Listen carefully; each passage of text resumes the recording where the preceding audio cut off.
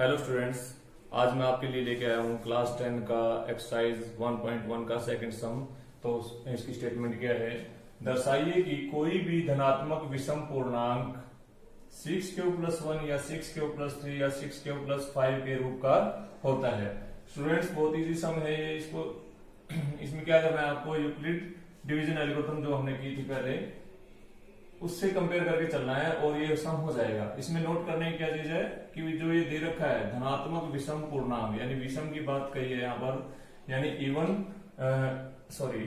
Positive odd integer की बात कही है। ओड इंटीजर यानी ओड नंबर कौन से होते हैं? जो 2 से डिवाइड नहीं होते। यानी ओड इंटीजर हमें देखना है कि जो आपका ओड इंटीजर आएगा वो आपका क्या आएगा?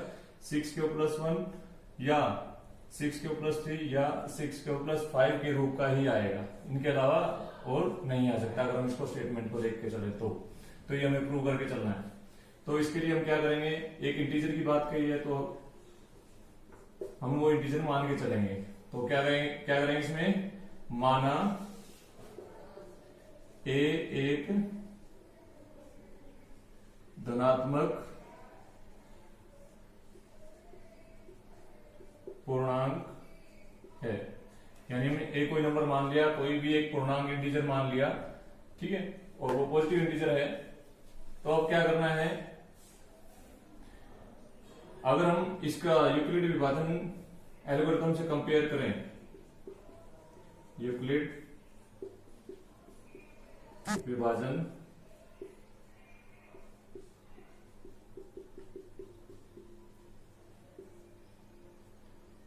क्या था आपका? A = B × Q + R था, और यहाँ R की वैल्यू क्या थी आपकी? B से लेस थी और 0 के इक्वल या उससे बड़ी थी। तो स्टूडेंट्स, अगर हम इसको यूक्लिड विभाजन एल्गोरिथम से कंपेयर करें तो Q के साथ यहाँ पर क्या है? B, और यहाँ Q के साथ क्या है? 6। सभी में सेम मिलेगा। तो आपका B क्या आ जाता है? यहां से कंपेयर करते हैं तो 6 आएगा, और R की वैल्यू क्या है? B के ऊपर डिपेंड करती है। तो R की वैल्यू क्या आएगी? B से लेस आएगी, 0 के बराबर या उससे बड़ी आएगी। तो आपकी R की वैल्यू क्या बनेगी? यहां से या तो 0 आ सकता है, या 1 आ सकता है, या 2 आ सकता है, 3, 4 या 5 होगा, क्योंकि R की वैल्यू क्या आपकी 6 से लेस होगी और आपका इंटीजर के फॉर्म में आएगा 0 से बड़े या B से लेस। तो आपका क्या है? R की पॉसिबल वैल्यूज क्या हुई? 0, 1, 2, 3, 4 या 5 हुई। तो अब हम इन्हीं का यूज करके प्रूव करेंगे इसको। तो यूक्लिड डिवीजन एल्गोरिथम में इन वैल्यूज को पुट करेंगे हम बारी बारी, और फिर हम देखेंगे कि भाई आपका सम और विषम यानी इवन और ऑड कौन सा होगा। तो रखते हैं हम इस वैल्यू। मान रखने पर B और R का मान विभाजन पर में रखने पर क्या आएगा आपका? तो A = अगर हम B 6 रखते हैं और R 0, फिर अगले में रखेंगे B 6 R 1, फिर B 6 R 2, ऐसे ही बारी बारी रखेंगे। तो A = इसमें रखो B 6 और ये आपका Q रहेगा, और प्लस R के प्लेस पे 0 रखा हमने। तो क्या है? 6Q+0 आपका 6Q आया। तो ध्यान से देखो, इसमें ये 2 से भाग हो सकता है, डिवाइड हो सकता है। इसका मतलब क्या? ये 2 से डिविजिबल है, तो जो 2 से डिवाइड हो सकता है उस नंबर को हम क्या कहते हैं? सम है। यानी ये क्या आपका सम संख्या होगी आपकी। और इसी प्रकार से अगर हम इसी में B के प्लेस पे, तो आपका 6 फिक्स हो गया, 6Q + R क्या रखेंगे अब? 1।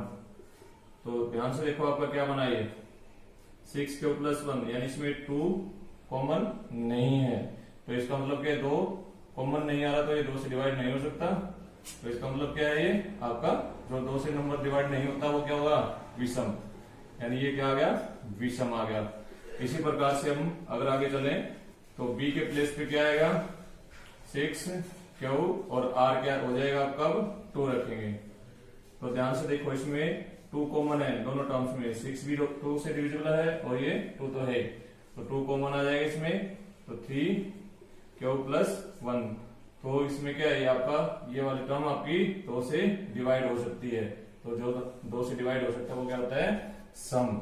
यानी ये भी आपकी सम आई है। इसी प्रकार से मैं यहां लिख रहा हूं आगे। अब हमारा क्या है, A is equal to B Q plus R था, हमने आर की वैल्यू का 2 तक रख दी है, अब 3 रखेंगे।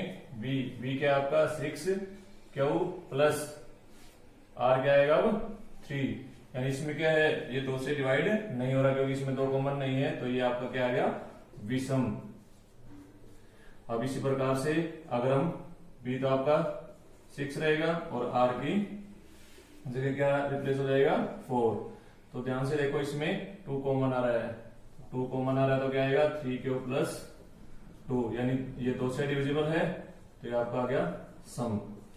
तो अब आगे हम क्या है 5 रखेंगे आर के प्लेस पे, बी तो आपका 6 रहेगा, यानी 6 क्यू प्लस 5। यहाँ पर 2 कॉमन नहीं आ रहा है, 2 कब कॉमन आएगा जब ये टर्म भी 2 पे डिवाइड होगी और ये भी, तो इसमें से कोई चीज नहीं हो रही है, सिर्फ एक हो रही है, यानी 2 कॉमन नहीं है, तो इसका मतलब क्या ये 2 से डिवाइड नहीं हो सकता, तो ये क्या है विषम है। तो स्टूडेंट्स इनको वैल्यूज को पुट करने के बाद हमने क्या देखा कि आपका जो विषम, इसने विषम पूछ रखा था, तो ये विषम, ये यहां पर है विषम, और एक ये आ गया विषम, और ये तो ध्यान से देखो आपका किस रूप में हमेशा विषम 6 क्यू प्लस 1, और एक विषम मेरा 6 क्यू प्लस 3 यहां पर, और एक विषम है 6 क्यू प्लस 5। तो स्टूडेंट इस प्रकार से हम इसको प्रूव कर सकते हैं। तो लास्ट में क्या लिखना है, अतः सिद्ध हुआ कि कोई भी धनात्मक, यहां से उठा के ये वैल्यू रख देंगे, कोई भी धनात्मक विषम पूर्णांक 6 क्यू प्लस 1 या 6 क्यू प्लस 3 या 6 क्यू प्लस 5 के रूप का होता है, ये सब यहाँ पर लिख देंगे। तो स्टूडेंट इस प्रकार से आपका क्या है, ये सेकंड सम हो जाएगा। इसी प्रकार के चाहे कोई भी सम हो, हमें सिर्फ इसको देखकर चलना है और वहां से आर की वैल्यू, पॉसिबल वैल्यूज क्या होंगी वो निकाल लेनी है। बी की वैल्यू निकलते ही हमें आर की पॉसिबल वैल्यूज के बारे में हमें पता चल जाएगा। स्टूडेंट्स अब देखिए फोर्थ सम एक्सरसाइज 1.1 का, थर्ड सम बाद में करेंगे, दूसरी वीडियो में मैं इसको अलग से कराऊंगा। तो फोर्थ सम में क्या है आपका, यूक्लिड विभाजन प्रमेयिका, यानी एल्गोरिथम को ही प्रमेयिका कहा है इसने। यूक्लिड विभाजन प्रमेयिका का प्रयोग करके दर्शाइए कि किसी धनात्मक पूर्णांक का वर्ग किसी पूर्णांक m के लिए 3m या 3m जमा 1 के रूप का होता है, यानी इस जैसा होगा, रूप का होता है।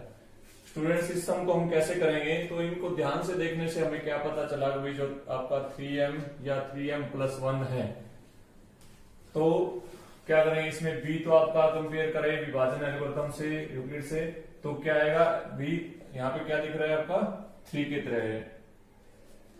तो r की वैल्यूज क्या होंगी इसमें, या तो 0 होगी या 1 होगी या 2 होगी। तो पिछले सम की तरह ही है ये भी, तो इसमें भी हम मान के चलेंगे,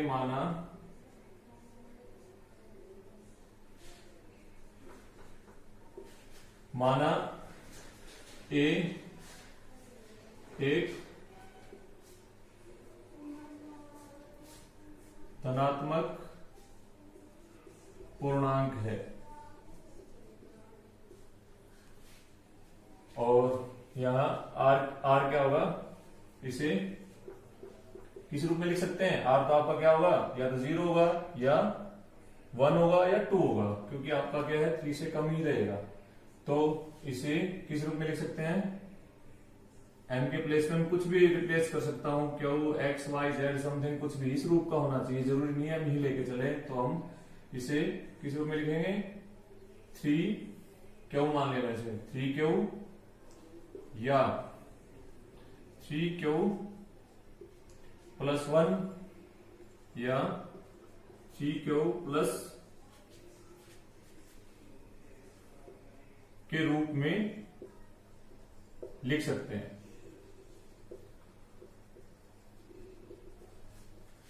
ठीक है स्टूडेंट, इसमें सम या विषम की कोई बात नहीं कही है कि ये दर्शाइए कि ये सम है या विषम है। तो इसने क्या कहा है कि धनात्मक पूर्णांक जो होगा, जो हम लेके चलेंगे, वो अगर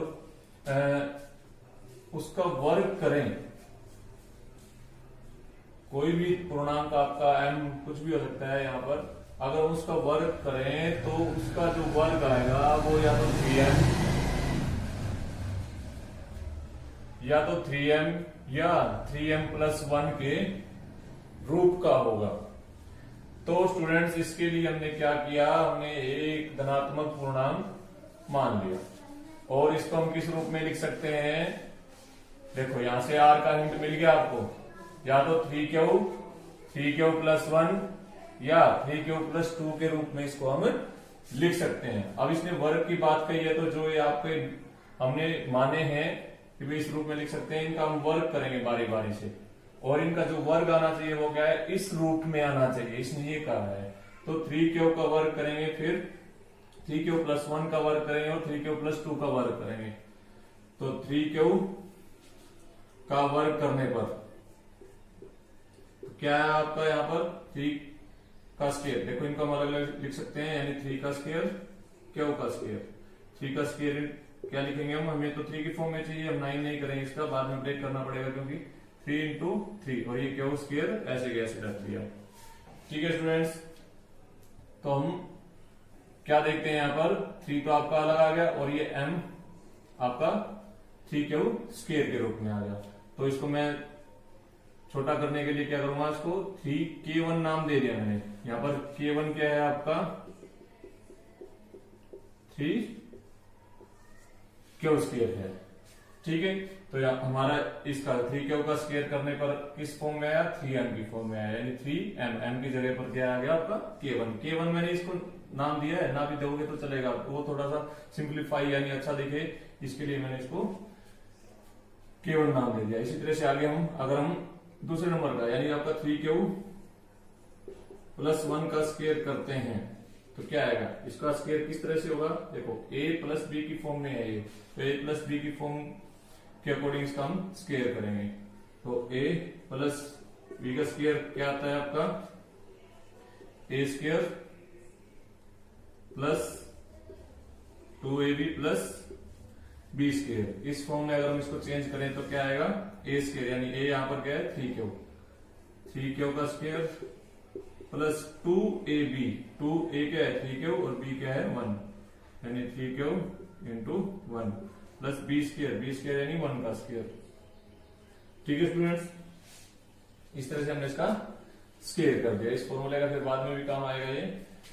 अब इसको सोल्व करो तो क्या बनता है आपका 3q² और स्क्वायर है ये, 3 का स्क्वायर मतलब 9 और q² प्लस 3 2 = 6, 6 1 = 6 यानी 6q और 1 का स्क्वायर 1 रहेगा। अब स्टूडेंट्स ध्यान से देखें तो इसमें क्या है +1 चाहिए था आपको, +1 आ गया, यानी इसमें से आपका 3 कॉमन आना चाहिए, हमें 3m चाहिए, तो यानी 3 का मल्टीपल है तो ये भी 3 का मल्टीपल होना चाहिए। तो इसमें क्या है, क्या दिख रहा है कि भी 3 कॉमन है, 3 कॉमन मैंने इसमें से ले लिया 9 और 6 में से, तो 9 में से 3 कॉमन आया यानी 3 रह जाएगा और यहाँ 6 से 3 कॉमन लेंगे तो 2q और ये +1 एज इट इज हमने लिख दिया। तो ध्यान से देखें तो हमारा ये क्या है सेम इसके रूप में ही, इसकी फॉर्म में ही हमें दिखाई दे रहा है, यानी 3m+1 यानी इसको मैं क्या है m के फॉर्म में अगर लेट करके चलो तो मान के चलो तो क्या इसके रूप में ही है, इसने रूप की बात की है, सेम नहीं बोला कि ये m ही आएगा यहाँ पर, यानी इसके रूप में ही लिखा जा सकता है। तो जैसे हमने यहाँ पर किया गया जो एक्स्ट्रा चीज थी हमने इसको क्या 3q स्क्वायर था, जैसे हमने इसको k1 माना तो हम इसको क्या है k2 मान के चलेंगे। तो क्या आएगा आपका 3k2। आप XYZ समथिंग जरूरी नहीं है k की फॉर्म में ही लेना है, कुछ भी मान सकते हो आप इनसे अलग, यानी 3k2+1 आ गया। तो हमारा यहाँ पर आप हिंट दे सकते हो ये k2 क्या है 3q² + 2q हो गया आपका। फिर एक नंबर हो रहा है आपका 3k+2। अब इसका स्क्वायर करेंगे स्टूडेंट्स को ध्यान से देखो, इस जैसा आ गया। अब आगे है आपका 3q+2 का स्क्वायर, ये भी आपका इसी फॉर्म में आना चाहिए, या तो ये या ये, देखते हैं स्क्वायर करके। तो a+b का स्क्वायर इसमें भी खोलेंगे तो क्या आएगा, देखो a+b का होल स्क्वायर का फॉर्मूला मैंने पहले भी लिखा था, दोबारा लिख रहा हूं। तो a² + 2ab plus B square. तो ए स्क्वायर यानी 3q स्क्वायर 2ab यानी 2 ए क्या है यहां पर 3q बी आपका यहां पर 2 है और प्लस बी स्क्वायर यानी 2 स्क्वायर। तो फ्रेंड्स ये फॉर्मूला खोल दिया हमने इसका। अब उसके बाद क्या आएगा देखो 3 का स्क्वायर 9 और क्या स्क्वायर अलग अलग प्लस 3 2 जा 6 6 2 जा 12 क्यूब और 2 स्क्वायर 4 रहेगा आपका।